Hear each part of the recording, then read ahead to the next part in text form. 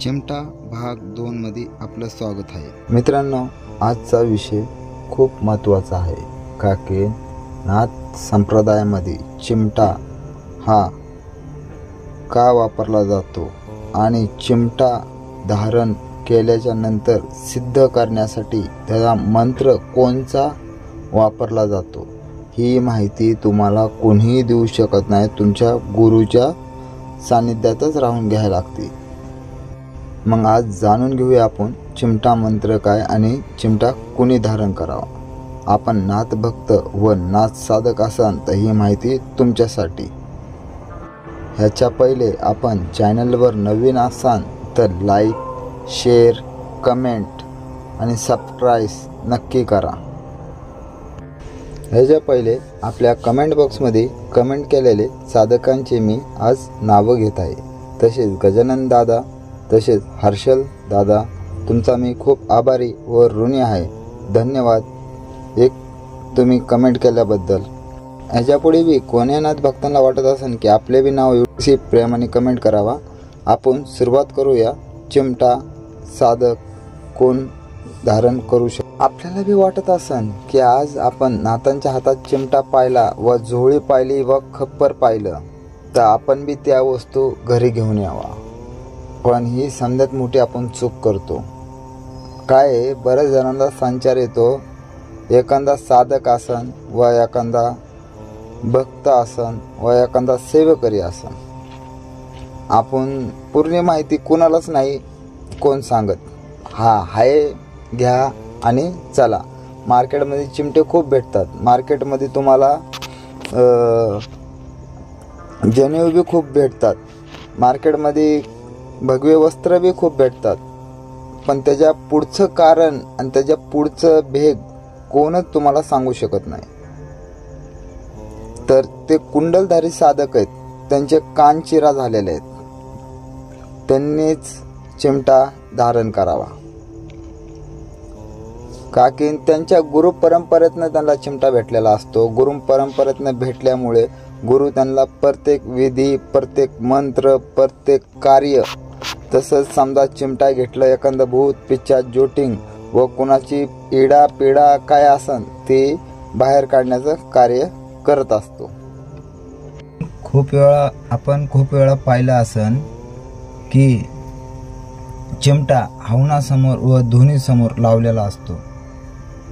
ह्याचं कारण काय की चिमटा हा पंचधातूचा बनलेला आहे.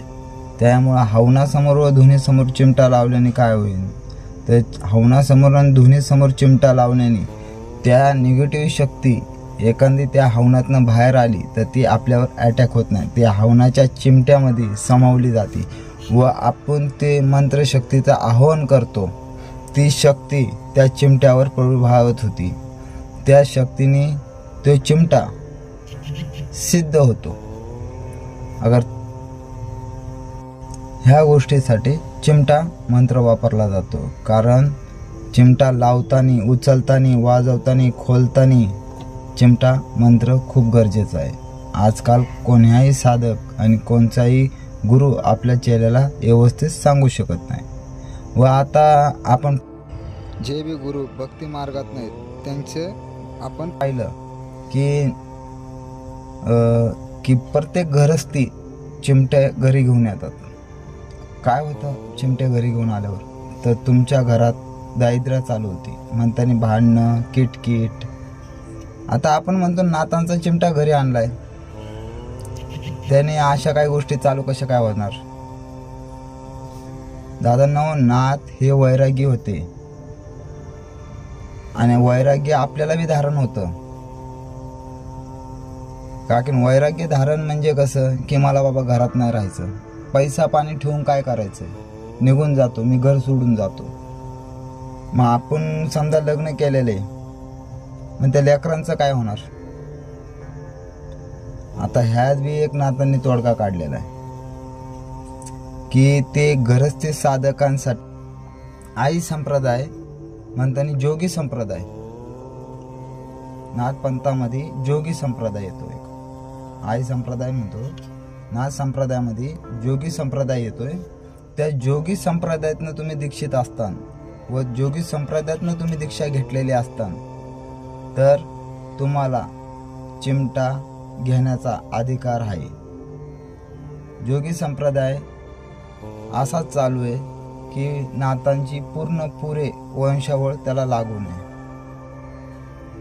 पुरेपूर जोगी संप्रदाय संघ आपण कनेक्ट झालो तर आपण दीक्षा घेऊ शकतो आणि चिमटा धारण करू शकतो. त्यातल्या बरेच वस्तू आहेत नाथांच्या त्याही धारण करू शकतो. आपल्याला पुढे फ्युचरमध्ये बी काही प्रॉब्लेम येऊ शकत नाही. कारण जोगी संप्रदायाचे गुरु हे त्यांच्या शिष्याला पाहून काय वस्तू देत असतात.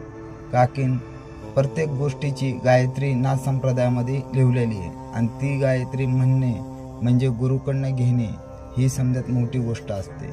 कुणीही तुम्हाला चिमटा मंत्र बी मी तुम्हाला देणार नाही. डिस्क्रिप्शन बॉक्समध्ये मी लिंकमध्ये डिस्क्रिप्शन बॉक्समध्ये मी तुम्हाला चिमटा मंत्र देणार आहे. तो चिमटा मंत्र मी मुखाने का नाही देऊ शकत कारण मी तुमचा गुरु नाही, तुम्ही माझे शिष्य नाहीत. आज मी जे मंत्र तुम्ही म्हणताना देतात कशाला? कारण असं आहे की प्रत्येक जागेवर मी व्हिडिओ पाहिले चिमट्याचे, प्रत्येक जागेवर चुकीचे मंत्र थोडेफार उलट पालट काहीतरी आहे. पण आपण सरळ आहे तो मंत्र नाथांचा तुमच्यापासून पोहोचवणार आहे. नक्कीच तुम्हाला आमचा व्हिडिओ आवडला असेल तर एक नाथसेवकाची इच्छा आहे की तुम्ही नाथांचा प्रचार आणि प्रसार प्रत्येकाला शेअर करून फॉलो करून समध्यांपासून ही गोष्ट पाठवून नाथांचा प्रचार प्रसार करावा. सतनामो आदेश नाथजी गुरुजी को आदेश, अपने अपने गुरुजी को आदेश.